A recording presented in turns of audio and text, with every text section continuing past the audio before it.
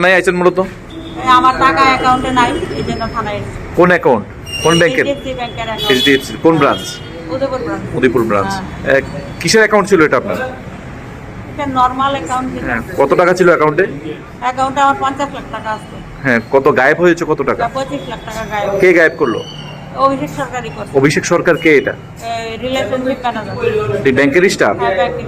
কিভাবে বুঝলেন যে উনি আপনার টাকা আত্মসাৎ করেছেন? ওই ডিসেম্বরের 31 তারিখে আমি এইচডিএফসি লাইফের টাকা প্রিমিয়াম কাটবো, অ্যাকাউন্ট ব্যালেন্স নাই, ব্যালেন্স নাই।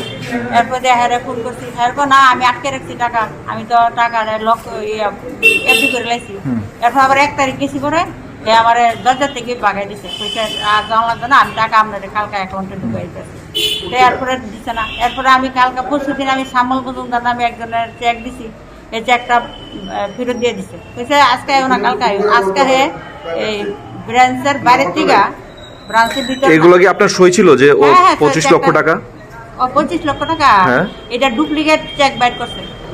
কে ডুপ্লিকেট চেক বের করলো? বাইর করছে, ডুপ্লিকেট চেক বাইর করে ডুপ্লিকেট সিগনেচার দিছে। ব্যাংকের কি ম্যানেজারকে জানিয়েছিলেন এটা? হ্যাঁ, এটা ম্যানেজার আমি আজকে জানাইছি। ব্যাংকের অন্যান্য কর্তৃপক্ষরাও জানে বিষয়টা? হ্যাঁ, আজকে ম্যানেজার আমি জানাইছি, কমপ্লেনই করছি।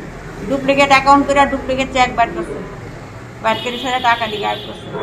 কি বলবেন যে ব্যাংকও কিন্তু এখন সুরক্ষিত না, কি বলবেন? না, ব্যাংকও সুরক্ষিত না, এবং এইচডিএফসি ব্যাংক বিশেষ করে আমার সঙ্গে যেটা সেটা যাতে ভবিষ্যতে কারোর সঙ্গে না হয়, আমি এটা কর্তৃপক্ষের দৃষ্টি আকর্ষণ করছি, এটা যাতে আমার সলিউশন করে দেয়, এই আর কি। উপযুক্ত শাস্তি যাতে হয়। থানায় কি আপনি মামলা করেছেন? হ্যাঁ, কার বিরুদ্ধে? অভিষেক সরকারের বিরুদ্ধে।